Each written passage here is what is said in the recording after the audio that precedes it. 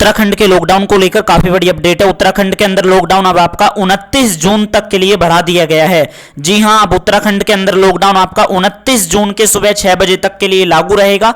तो चलिए जानते हैं आज की इस वीडियो में हम नई गाइडलाइंस कि आखिरकार 29 जून तक लगने वाले इस लॉकडाउन के दौरान हमको अब की बार क्या क्या नई छूट दी गई है, सब चीज जानेंगे आज की इस वीडियो में।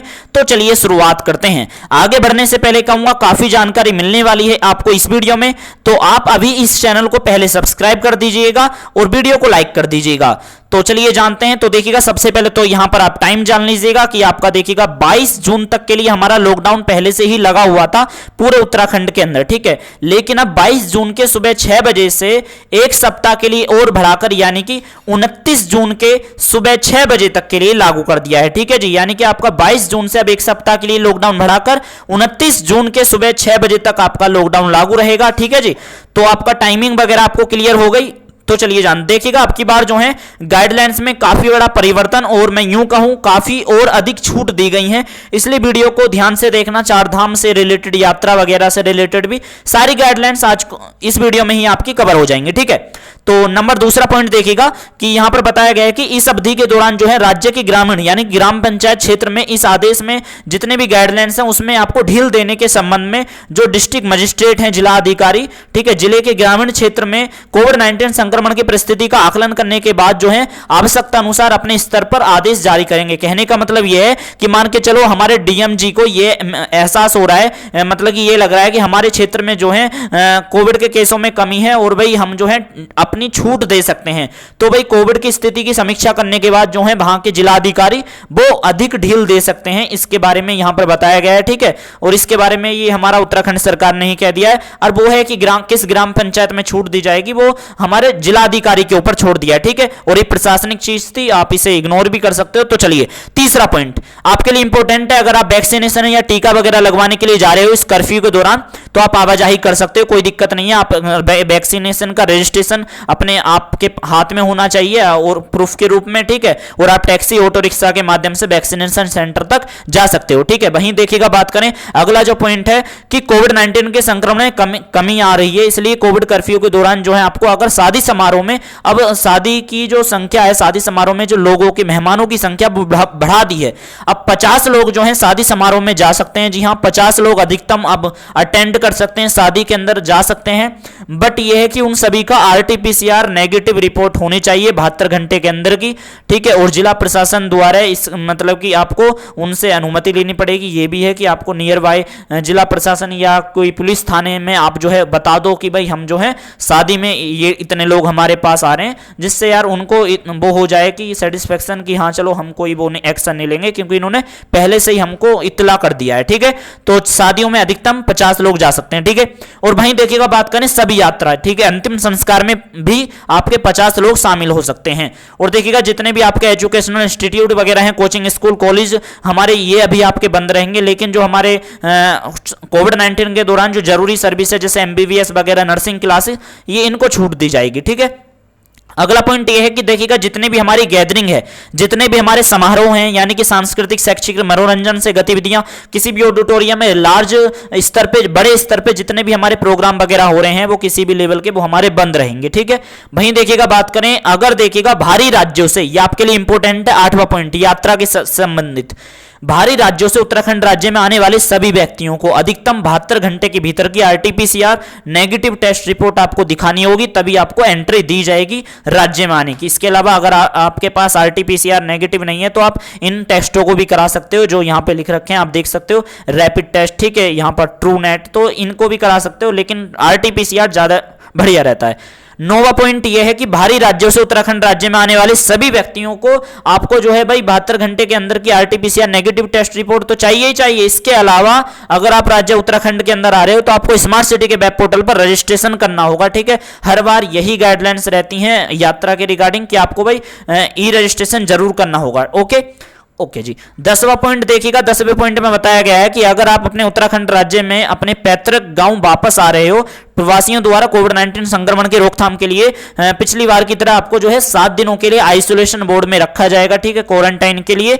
तो आपकी उसकी पूरी सुविधा जो है वो जिला स्तर पे, मतलब कि जो आपका क्षेत्र है वो ही प्रोवाइड करवाएगा, ठीक है जी। अगला देखिएगा आपका पॉइंट जो है वो मैं आपको बताऊं तो जो इंपॉर्टेंट है, हाँ 13वां पॉइंट। तो देखिएगा हो सकता है अब आपको जो है थोड़ा इसमें पीडीएफ में कम लिखा हुआ है, मतलब कि थोड़ा धुंधला धुंधला चमके, इसलिए वीडियो को आप फुल एचडी में करके देख लो तो थोड़ा ठीक जम जाएगा। अगर नहीं चमक रहा है, वैसे यह है कि चमक रहा होगा। तो देखिएगा जितने आपके कोर्ट हैं, ठीक है, जितने भी राजस्व न्यायालय हैं, रेवेन्यू कोर्ट, तो राजस्व न्यायालयों को एक दिन में अधिकतम 20 मामलों की सुनवाई कोविड-19 सेफ्टी प्रोटोकॉल के शर्त के साथ संचालन की अनुमति है। जी हाँ, देखिएगा कोर्ट में अधिकतम जो है 20 मामलों की सुनवाई एक दिन में हो सकती है। तो कोर्ट आपके खुल गए हैं अब, ओके। अब देखिएगा कोविड कर्फ्यू के दौरान जो है व्यक्ति दुकान कार्यालय में जो है आपका शर्त के साथ कार्य करने की छूट दी गई है कोविड प्रोटोकॉल के साथ। तो मैं आपको बताऊं तो देखिएगा यहां पर जो है कौन कौन सी वो शर्त हैं तो वो मैं आपको आगे बताऊंगा। तो वो 14 के इसमें दिए गए हैं सेक्शन में सारे। तो देखिएगा जितने भी आपके स्वास्थ्य सेवाएं हैं दोस्तों वो 24 घंटे 7 दिन हमारी चालू रहेंगी, ठीक है। हेल्थ सर्विस से कोई भी किसी भी प्रकार का समझौता नहीं है, वो हमेशा जब मर्जी आपकी चालू रहेगी, ठीक है। यानी कि हेल्थ सेक्टर हमारा चालू रहेगा। भाई बैंक वगैरह जो हमारी सर्विस है, फाइनेंस, इंश्योरेंस वगैरह सर्विस, वो हमारे चालू रहेंगे। लेकिन जो उसके अंदर कर्मचारी हैं वो कम से कम, मतलब कि न्यूनतम कर्मचारियों के साथ काम करने के लिए प्रयास करा जाए, ये बताया गया है। बात करेंगे आम जनता से जुड़े हुए जितने हमारे टॉपिक हैं वो हमारे 24 घंटे और 7 दिन खुलेंगे, ठीक है जी। तो वो जिसके अंदर देखिएगा जितने भी पेट्रोल पंप वगैरह हैं, मट्टी तेल वगैरह, डीजल पेट्रोल पंप, मतलब कि आपको रसोई गैस, एलपीजी सिलेंडर वगैरह ये हमारे चालू रहेंगे। डाकघर भी हमारा चालू रहेगा, ओके जी। तो ये हमारे नॉर्मल है, लेकिन ये आपके लिए इंपॉर्टेंट हो सकता है। कोविड कर्फ्यू के दौरान सुरक्षा प्रोटोकॉल का पालन करते हुए जितने भी हमारे उत्तराखंड के अंदर इलेक्ट्रीशियन है, प्लम्बर हैं, वो अपने व्यावसायिक कार्यों के लिए आवागमन में उनको छूट है। अब आप इलेक्ट्रीशियन और प्लम्बर अपना कार्य कर सकते हैं, ठीक है जी, ओके। अगला पॉइंट जो है 14 का डी सेक्शन में देखिएगा तो ये आपके लिए बहुत ही ज्यादा इंपॉर्टेंट हो जाते हैं पॉइंट। तो देखिएगा जितने भी आपके व्यापारिक प्रतिष्ठान हैं, यानी कि जितनी भी आपकी दुकानें वगैरह हैं, ठीक है, जितने भी आपके बाजार हैं उत्तराखंड के अंदर भरने वाले, ठीक है, सभी बाजार और दुकानें वगैरह जितनी भी हैं, ध्यान से सुने यहां पर। तो इनको जो है 22 और 23 और 24 और 25 और 28 जून को खोला जाएगा, मतलब मंगलवार, बुधवार, बृहस्पतिवार, शुक्रवार और सोमवार, ठीक है। तो इस बात का ध्यान रखिएगा, जो मैंने यहां पर आपको टाइम बताया है इस दौरान खोला जाएगा। तो यहां पर आप इस बात का विशेषकर ध्यान रखिएगा, ठीक है जी, ओके। तो ये आपका पॉइंट क्लियर हो गया। और वो भी आपका ये जितने भी आपके बाजार वगैरह हैं 22, 23, 24, 25, 28 तारीख को जो खुलेंगे वो भी सुबह 8 बजे से लेकर शाम 5 बजे तक ही खुलेंगे, इस बात का ध्यान रखिएगा, ओके। यहां पर बताया गया परंतु जितने भी सिनेमा हॉल हैं, शॉपिंग मॉल, जिम और खेल संस्थान, स्टेडियम वगैरह, खेल मैदान, स्विमिंग पूल, मनोरंजन पार्क, थिएटर, ऑडिटोरियम वगैरह ये हमारे अग्रिम आदेश तक अभी दोस्तों बंद रहेंगे, इस बात का ध्यान रखिएगा, ठीक है। लेकिन बाजार वगैरह, दुकानें वगैरह ही हमारी खुलेंगी, वो मैंने आपको तारीख और टाइम वगैरह बता दिया है, ठीक है। और देखिएगा जितने भी आपकी दुकानें हैं उत्तराखंड के अंदर, सब्जियों की, दूध की, डेयरी की दुकानें, मिठाई की दुकानें, फूलों की दुकानें, ठीक है, ये दुकानें जो हैं हमारी खुलेंगी सुबह 8 बजे से लेकर आपका शाम 5 बजे तक, ओके। रोज खुलेंगी, इनका कोई वो नहीं है। कोविड कर्फ्यू के दौरान देखिएगा यहां पर आगे बताया गया है कि आप जो है 26 एवं 26 और 27 जून को, यानी कि शनिवार और रविवार को हमारे बाजार बंद रहेंगे, इस बात का ध्यान रखिएगा, ठीक है। शनिवार और रविवार को हमारे बाजार बंद रहेंगे और इन दिनों में नगर निकाय द्वारा समस्त सार्वजनिक स्थलों पर जितने भी पब्लिक प्लेस है वहां पे सैनिटाइज करवाया जाएगा, भीड़ वाले स्थान पर, मतलब कि रेगुलर आपका सैनिटाइजेशन करवाया जाएगा, ओके, ठीक है जी। और बात करें देखिएगा होटल, रेस्टोरेंट और भोजनालय और ढाबे के बारे में। तो देखिएगा होटल, रेस्टोरेंट और भोजनालय, ढाबे वगैरह जितने भी हैं उनको 50% क्षमता के साथ बैठकर खाना खाने की अनुमति है। जी हाँ, होटल, रेस्टोरेंट, भोजनालय में अब आप बैठकर खाना खा सकते हो, लेकिन अगर वहां पे 100 सीट हैं तो उसमें 50 सीटों पर ही बैठने की इजाजत है, मतलब 50% क्षमता के साथ ही चलेंगे। और आपका वही है कि अगर आप उनको पैकिंग करवा के होम डिलीवरी के लिए वो है कि उससे ज्यादा से ज्यादा प्रोत्साहित करा जा रहा है, वो हमारा चालू रहेगा फुल, ठीक है। और वहीं देखिएगा होटल, ढाबे, रेस्टोरेंट में, भोजनालय, होम डिलीवरी के लिए जो वाहन का उपयोग कर रहे हैं लोग, उनको वो वाहनों का प्रयोग करके होम डिलीवरी के लिए आवाजाही कर सकते हैं, कोई भी दिक्कत नहीं है, ठीक है।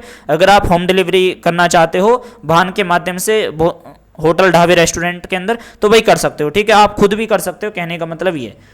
अगर देखिएगा जितने भी यहाँ पर नगरीय क्षेत्र में स्थित जितने भी आपके शहरी क्षेत्र में जितने भी आपके होटल रेस्टोरेंट और आपके भोजनालय ढाबे हैं, उनको रात 10 बजे से आपका सुबह 6 बजे तक हमारे बंद रहेंगे, इस बात का ध्यान रखिएगा। ठीक है, यानी कि देखिएगा स्पेशल यहाँ पर बता दिया गया है जितने भी आपके होटल रेस्टोरेंट भोजनालय ढाबे आपके शहरी क्षेत्र में है वो रात के 10 बजे तक खुलेंगे, कहने का मतलब ये, लेकिन रात के 10 बजे से लेकर सुबह 6 बजे तक हमारे बंद रहेंगे। ठीक है, और होटल में स्थित जितने भी आपके कॉन्फ्रेंस हॉल हैं उसका उपयोग कोविड प्रोटोकॉल के अनुपालन के साथ 50% क्षमता के साथ ही किया जाएगा, इस बात का ध्यान रखिएगा। होटल के अंदर जितने भी आपके कॉन्फ्रेंस हॉल हैं, ओके, प्रोटोकॉल के साथ आप 50% क्षमता के साथ यूज कर सकते हैं। तो चलिए अब हम उन पॉइंटों को अब आपके बीच जानते हैं जो हमारे 24 घंटे खुलेंगे। ठीक है, रोज खुलेंगे 24 घंटे, तो वो कौन से हैं, रोज चलेंगे 24 घंटे। तो देखिएगा जितने भी ट्रक वगैरह के अंदर सामान लेकर जाया जा रहा है, लदे हुए हैं, खाली ट्रक वगैरह है, मालवाहक जिसे आप कह देते हो, वो राज्य के अंदर आ रहे हैं, राज्य से बाहर जा रहे हैं, उनको पूरी तरह से छूट है, 24 घंटे चलेंगे। आम जनता को फल और सब्जी आदि की दुकानें सीधी खरीद के लिए मंडी परिसर में प्रवेश करने के लिए अनुमति नहीं है, इस बात का ध्यान रखिएगा। ठीक है, ये और ई कॉमर्स प्लेटफॉर्म के माध्यम से अमेजॉन, फ्लिपकार्ट, ब्लू कार्ट, डीटीडीसी, मंत्रा वगैरह जितने भी ऑनलाइन डिलीवरी है, होम डिलीवरी की अनुमति है। और राज्य के किसी भी स्थान पर चेकिंग के दौरान उन सेवादाता कंपनियों के कर्मचारियों को अपने प्रतिष्ठान से जारी करा गया आपको अपना वैलिड आई कार्ड दिखाना होगा। ठीक है जी, तो ये हमारी सर्विस 24 घंटे चलेगी, e commerce platform, Amazon, Flipkart वगैरह। लेकिन ये जो उसके अंदर स्टाफ काम करता है भाई, उनके पास आई कार्ड वगैरह होना चाहिए। ठीक है, खाद्य एवं किराने की वस्तुओं की फुटकर विक्रेताओं की जो दुकानें हैं, होम डिलीवरी सेवाएं प्रदान करने के लिए उनके लिए अनुमति है। आपकी मीडिया वगैरह सर्विस चालू रहेगी। वहीं देखिएगा दूरसंचार, इंटरनेट सेवाएं, प्रसारण और केबल सेवाएं, डीटीएच और ऑप्टिकल फाइबर, ये सर्विस हमारी 24 घंटे 7 दिन हमारी चालू रहेगी। पेट्रोल पंप, एलपीजी वगैरह, भंडारण आउटलेट वगैरह हमारा पूरी तरह से गैस, खुदरा पेट्रोलियम, एलपीजी सिलेंडर वगैरह हमारे इनकी सर्विस 24 घंटे 7 दिन चालू रहेगी। बिजली उत्पादन, ठीक है भाई, ये हमारी जरूरी है। Cold storage warehousing service हमारी हमेशा चालू रहेगी। जितने भी देखिएगा हमारे ऑफिस हैं, जो ऑफिस और जितने भी हमारे आवासीय परिसर के रखरखाव के लिए जितने भी हमारे प्राइवेट सिक्योरिटी है, उनकी सुविधाएं, हमारी प्राइवेट सिक्योरिटी सर्विस हमारी 24 घंटे 7 दिन चलेगी। वहीं आपके ऑटोमोबाइल मरम्मत की जितनी भी दुकानें हैं, ऑटोमोबाइल मरम्मत की, ठीक है, वो भी हमारी 24 घंटे 7 दिन खुल सकेंगी, चल सकेंगी। क्वारंटाइन सुविधा का उपयोग करे गए, चिन्हित करे गए प्रतिष्ठान भी हमारे 24 घंटे चलेंगे। ठीक है भाई, वो तो जरूरी है। अब चलिए जानते हैं, आपके लिए बहुत ही ज्यादा इंपॉर्टेंट है, ट्रांसपोर्ट के रिगार्डिंग जो हमारी गाइडलाइंस है, परिवहन। ठीक है, तो देखिएगा जितने भी, अगर देखिएगा जो भी लोग हमारे राज्य के अंदर आ रहे हो आप, इंटर स्टेट या राज्य के अंदर जितने भी ट्रांसपोर्ट हैं, राज्य के अंदर जितने भी ट्रांसपोर्ट हैं, अब दोस्तों 100% क्षमता के साथ आप बसों के अंदर बैठ सकते हो। जी हां, अब उत्तराखंड के सभी गाड़ियों के अंदर, सभी जितने भी जिले हैं, चाहे वो कोई सा भी क्षेत्र हो, 100% क्षमता के साथ जितने भी वाहन हैं अब वो चलेंगे। तो देखिएगा पहले ये 66% था और उससे पहले 50% था, लेकिन अब आप गाड़ियों के अंदर, बसों के अंदर जो है आप 100% क्षमता के साथ बसें में बैठ सकते हो। ठीक है, अब ये बहुत अच्छी खबर है आपके लिए। ओके, तो देखिएगा यहां पर आगे बताया गया है, जो भी लोग हमारे ट्रेवल कर रहे हैं फ्लाइट से, बस से, रेलवे से या प्राइवेट व्हीकल या टैक्सी से, तो भाई आपके लिए जरूरी है, स्मार्ट सिटी के लिए आपको ई पास के लिए आवेदन जरूर करना होगा। अप्लाई स्मार्ट सिटी देहरादून.uk.gov.in की वेबसाइट पे, ठीक है, और तभी आपको अपनी यात्रा करनी है। ठीक है, इस बात का ध्यान। लेकिन भाई देखिएगा 100% क्षमता के साथ कह दिया है, लेकिन सरकार इसलिए भी आपसे कह देगी कि आप खड़े होकर बसों में यात्रा ना करें। ठीक है, अगर 100 सीट बस में है तो 100 सीटों पर बैठें, खड़े होकर यात्रा ना करें, कहने का मतलब यह है। ओके, और देखिएगा बाहरी राज्यों से उत्तराखंड राज्य में आने वाले सभी व्यक्तियों को, बस और टैक्सी ड्राइवर, कंडक्टर और हेल्परों को अधिकतम 72 घंटे के भीतर की कोरोना की नेगेटिव टेस्ट रिपोर्ट दिखानी होगी, तभी आपको, उनको सभी को, लोगों को आपको राज्य के अंदर आने की अनुमति मिलेगी। ठीक है जी, अगला पॉइंट बताया गया है, जितने भी देखिएगा पब्लिक ट्रांसपोर्ट, अब देखिएगा धुंधला दिखेगा, फुल एचडी कर लीजिएगा या आप ध्यान से सुन सकते हैं। पब्लिक ट्रांसपोर्ट जो है राज्य के अंदर और बाहरी राज्यों से, ठीक है, जो भी हमारे राज्य के अंदर या मतलब कि बाहरी राज्यों से आ रहा है, आवागमन जितना भी हो रहा है भाई, वो कोविड नियमों के प्रोटोकॉल के साथ चलेंगे और राज्य परिवहन विभाग द्वारा इसके लिए गाइडलाइंस जारी करी जाएगी। ओके, विक्रम ऑटो आदि जितने भी आपके पब्लिक ट्रांसपोर्ट हैं वो सुचारू रूप से चलने के लिए उनकी अनुमति है। जी हां, विक्रम ऑटो जितने भी हमारे वो चालू रहेंगे। वहीं देखिएगा अगला जो पॉइंट है वो आपके लिए बेहद जरूरी है। तो देखिएगा राज्यों के निवासी जो गढ़वाल से कुमाऊं और कुमाऊं से गढ़वाल यूपी बॉर्डर के माध्यम से यात्रा करेंगे, ठीक है, उन्हें कोविड टेस्टिंग की जरूरत नहीं है, इस बात का ध्यान रखिएगा। जी हां, ये सच है कि आप आपको इन लोगों को कोविड के टेस्ट कराने की जरूरत नहीं है, ठीक है, और परंतु आपको रजिस्ट्रेशन जरूर करना होगा ई पास के लिए, ठीक है जी। ओके, अगला पॉइंट है कि देखिएगा जो आर्मी फोर्स के अंदर जो लोग तैनात हैं उनको आरटीपीसीआर टेस्ट वगैरह किसी भी टेस्ट वगैरह की करने की जरूरत नहीं है, लेकिन आपको आपको स्मार्ट सिटी के वेब पोर्टल पर ई पास के लिए आवेदन जरूर करना होगा, लेकिन आपको टेस्ट वगैरह करने की जरूरत नहीं है, ठीक है। अब देखिएगा अगला पॉइंट जो है, जिला देहरादून, हरिद्वार, पौड़ी, गढ़वाल, नैनीताल और उधम सिंह नगर के मैदानी क्षेत्रों से जो लोग पर्वतीय क्षेत्र में जा रहे हैं उन समस्त यात्रियों को आरटीपीसीआर नेगेटिव टेस्ट रिपोर्ट दिखानी होगी, इस बात का विशेषकर ध्यान रखिएगा, ठीक है। और जिला प्रशासन बॉर्डर चेक पोस्ट पर इसका कड़ाई से अनुपालन सुनिश्चित करा जाएगा। तो ये पॉइंट भी देखिएगा आपके लिए बहुत जरूरी है कि जनपद हरिद्वार में जो भी लोग देखिएगा आपके अस्थि विसर्जन के लिए हरिद्वार के अंदर जो भी लोग आ रहे हैं, ठीक है, अस्थि विसर्जन के लिए जो भी लोग हरिद्वार के अंदर आ रहे हैं अपने प्राइवेट वाहन से या पब्लिक ट्रांसपोर्ट से, आप 50% क्षमता के साथ बैठकर ही उसके अंदर आओगे, ठीक है। क्योंकि भाई बात यह है कि आप अस्थि विसर्जन के पर्पज से आ रहे हो तो उसमें खतरा बढ़ जाता है, क्योंकि हो सकता है कि वो व्यक्ति कोविड पॉजिटिव हो। भाई ये है कि सरकार ने ये कह दिया कि आप जिस भी वाहन में आ रहे हो 50% क्षमता के साथ होना चाहिए, और उसमें भी केवल मात्र 4 ही व्यक्ति अस्थि विसर्जन के दौरान कोविड प्रोटोकॉल के साथ मात्र 4 व्यक्ति ही अस्थि विसर्जन के अंदर आएंगे, अस्थि विसर्जन करेंगे। लेकिन उन सभी 4 व्यक्तियों को स्मार्ट सिटी के वेब पोर्टल पर रजिस्ट्रेशन जरूर करना होगा, इस बात का ध्यान रखिएगा, और 72 घंटे के भीतर की आपको आरटीपीसीआर टेस्ट नेगेटिव रिपोर्ट दिखानी होगी। ओके, अगर आप अस्थि विसर्जन के पर्पज से हरिद्वार के अंदर आ रहे हो, ठीक है, कहीं से भी। ओके जी, अगला पॉइंट, जितने भी देखिएगा हमारे ऐसे मालवाहक वाहन हैं, लदे हुए हैं, खाली हुए हैं, राज्य के अंदर आवागमन कर रहे हैं, अंतरराज्य या दूसरे राज्य से आ रहे हैं, उनको 24 घंटे 7 दिन अपने माल को उतारने और लोड करने की पूरी तरह से छूट दी गई है। सभी मालवाहक जितने भी ट्रक वगैरह हैं उनको लोड अनलोड करने की अनुमति है। समस्त होलसेलर रिटेलर दुकानों को गोदाम और सामान के लोड करने उतारने की 24 घंटे 7 दिन अनुमति दी गई है। ओके, जितने भी अधिकारी कर्मचारी अपने संगठन संस्थान कंपनियों में काम करते हैं उनको अपना वैलिड आई कार्ड के साथ ही आवाजाही में छूट दी जाएगी, ठीक है, 24 घंटे 7 दिन, ठीक है। जो जिनको मतलब की मंजूरी दी गई, जिनको इजाजत दी गई है, वो आप आगे आगे जानोगे, ठीक है। रेलवे स्टेशन, हवाई अड्डे, एयरपोर्ट, बस, टैक्सी और ऑटो रिक्शा आदि यात्री वाहनों को वैलिड आई कार्ड और टिकट दिखाकर आपको जो है अपना मतलब कि जो भी आपके पास डॉक्यूमेंट है, आई कार्ड का मतलब ये, और जो आपका टिकट है उसी को दिखाकर ही आपको छूट दी जाएगी कि आप 24 घंटे 7 दिन यात्रा कर सको, ठीक है। अगर आप आवाजाही कर रहे हो या मान लीजिएगा रेलवे स्टेशन, हवाई अड्डे से, बस स्टॉप वगैरह से आप आवाजाही करना चाहते हो, रेलवे स्टेशन तक आ गए हो, हवाई अड्डे तक आप घर जाना चाहते हो, हवाई अड्डे जाना चाहते हो, तो भाई आपके पास टिकट होना चाहिए, प्री बुकिंग का टिकट होना चाहिए या तो, ठीक है। ओके, अब देखिएगा ऑटो टैक्सी केवल इमरजेंसी सर्विस में चलेंगी, ये इस कहने का मतलब ये इस तरह से नहीं चलेंगी, बिल्कुल भाई ऐसे चलनी है, यहाँ पर बताया गया है वो 24 घंटे 7 दिन चलेंगी, लेकिन केवल आपातकालीन उद्देश्य के लिए चलेंगी। आपातकालीन का मतलब ये है कि जो मैं यहाँ पर आपको नियम बता रहा हूँ उनमें तो चलेंगी, लेकिन इसके अलावा किसी वैसी चीज में नहीं चलेंगी। जैसे रेलवे स्टेशन, हवाई अड्डे, बस, टैक्सी वगैरह वहाँ पे आपको देखने के लिए मिल जाएंगी वो 24 घंटे 7 दिन। लेकिन इमरजेंसी का मतलब ये है कि आप बिना किसी बात के जा रहे हो, तो वैसे तो बिना किसी बात के कोई जाता नहीं है। ओके, चलिए कोई नहीं।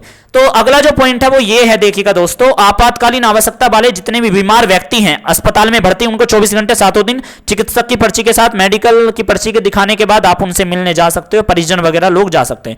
मीडिया वगैरह हमारी सर्विस चालू रहेगी मीडिया की, ठीक है जी। और देखिएगा वहीं बात करें, अगला पॉइंट जो है आपका वो ये है, ये वाला, तो देखिएगा आपके जितने भी चिकित्सा, जितने भी डॉक्टर कर्मी हैं, जितने भी नर्स, पैरामेडिकल स्टाफ है, अस्पताल सहायता सेवाएं, उनको 24 घंटे 7 दिन अपने ट्रांसपोर्ट को यूज करने की 24 घंटे पूरी तरह से छूट है। जितने भी देखिएगा लोग उत्तराखंड के अंदर अपने खुद के ट्रांसपोर्ट से, अपने प्राइवेट पर्सनल वाहन से आवागमन यदि आप कर रहे हो तो भाई आपके पास अपना वैलिड आई कार्ड होना चाहिए, और वो आपके पास कारण होना चाहिए, किस सडनली के अचानक से उठने वाले कारण के लिए आप आवाजाही कर रहे हो, ठीक है। अगर आप अपने प्राइवेट वाहन से जा रहे हो, अपने पर्सनल वाहन से, ठीक है। अगला पॉइंट 14 के एफ में देखिएगा जितने भी किसान और किसानी से संबंधित, कृषि से जुड़ी हुई, जितनी पशुपालन उद्यान से जुड़ी हुई जितनी भी गतिविधि है 24 घंटे 7 दिन चालू रहेगी। कृषि, बागवानी, किसान से जुड़ी हुई रोपण, कटाई, सिंचाई वगैरह, प्रोसेसिंग वगैरह चालू रहेगी। कृषि मशीनरी, कोल्ड स्टोरेज, मीडिया, ठीक है, मंडियां और वेयर हाउस, पैकेजिंग वगैरह, स्पायर पार्ट्स वगैरह जो बेचने वाली मशीनों के पार्ट हैं, कीटनाशक, और वहीं देखिएगा बात करें जो हमारी दूध वगैरह की प्रोसेसिंग की जो यूनिट वगैरह है लगे हुए हैं, और पोल्ट्री फार्म, मत्स्य पालन और हेचरी सहित पशु पालन फार्म के संचालन से संबंधित गतिविधि भी चालू रहेंगी, ठीक है जी। अब अगला पॉइंट है जो है आपका 14 का जी। तो देखिएगा जितने भी हमारे प्राइवेट इंडस्ट्रीज हैं, जितने भी हमारे निजी उद्योग और औद्योगिक प्रतिष्ठान है वो 24 घंटे 7 दिन चलेंगे। जी हाँ, ठीक है, तो इस बात का ध्यान रखिएगा। जितने भी हमारे बड़े बड़े उद्योग हैं वो 24 घंटे 7 दिन चलेंगे। जब जब उनको मतलब कि जो जिस टाइम चलते हैं वो चलेंगे। अगर रात में बंद रहते हैं तो रात में बंद रहेंगे, अगर रात में खुलने वाले जो हमारे उद्योग हैं वो रात में चलेंगे, चाहे वो प्राइवेट हो, ठीक है, और चाहे वो सरकारी हो। ठीक है, ओके, ये पॉइंट समझ में आ गया। अगला जो पॉइंट है वो आपका ये है कि देखिएगा सरकारी जितने भी आपके निजी क्षेत्र के यहां पर बताया गया है, मतलब कि जितने भी सरकारी और प्राइवेट क्षेत्र में जितने भी निर्माण गतिविधि चल रही है, ठीक है, वो निर्माण गतिविधि जितनी भी आपकी चल रही है दोस्तों, वो हमारी चालू रहेगी 24 घंटे 7 दिन। और मजदूरों की आवाजाही को पुलिस स्थानीय प्रशासन जो है सहयोग प्रदान करेगा उनकी आवाजाही के लिए, वाहनों के अंदर जो मजदूर वगैरह आवाजाही कर रहे हैं। ठीक है, तो यही है कि उनको छूट दी गई है। और भारत सरकार के जितने भी देखिएगा दोस्तों आपके ऑफिस हैं उनके लिए बताया गया है कि यहां पर इसे ध्यान से सुनिएगा, भारत सरकार के समस्त आवश्यक सेवाओं से संबंधित विभाग के जितने भी ऑफिस हैं देखिएगा वो 100% क्षमता के साथ चलेंगे। जैसे फायर ब्रिगेड है, पुलिस डिपार्टमेंट है, ये 100% क्षमता के साथ चलेंगे। लेकिन भारत सरकार के इस जरूरी सेवाओं के अलावा जो अन्य विभाग जितने भी आपके ऑफिस वगैरह हैं वो 50% क्षमता के साथ कार्य करेंगे। जी हाँ, जितने भी भारत सरकार के ऑफिस, सरकारी ऑफिस जितने भी बंद थे लॉकडाउन के दौरान वो 50% क्षमता के साथ अब चालू हो जाएंगे। ठीक है जी, ओके। अगला पॉइंट देखिएगा राज्य सरकार के जितने भी ऑफिस हैं उसके रिगार्डिंग समझ लीजिएगा। यहां पर भी इसी प्रकार से जितने भी देखिएगा जरूरी सेवाओं के जितने भी ऑफिस हैं वो 100% क्षमता के साथ चलेंगे, 100%।